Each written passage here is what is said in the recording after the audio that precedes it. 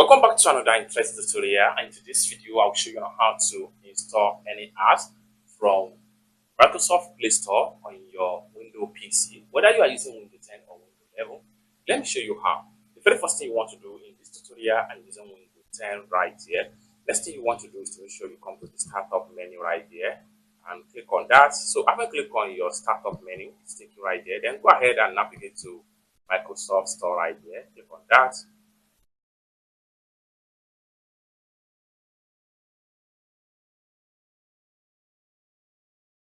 Then from the home page right here, you can scroll down and then see different types of apps right here.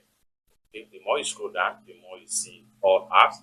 Let's say, for instance, you want to install any of the app right here. You want to install this particular iCloud for here, and it is a free for productivity. Or better still, you can come to the top right here where you have search icon right here, search app and games. You can easily search for whatever type of app you are looking for, and then you're going to see a similar result. Okay, so let me quickly show you on how you can install apps. So for instance, if I want to go ahead and install this particular app right here, iCloud. So for that, what we want to do is to go ahead and click on the app.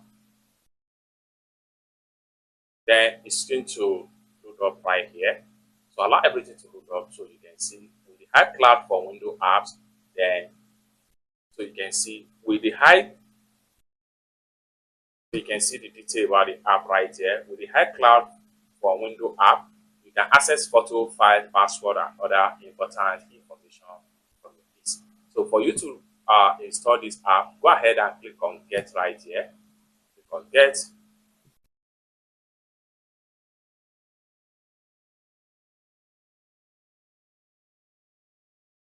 Then you can scroll down right here and see detail about the app. So you can see the app is getting ready right here, just like what you see right here.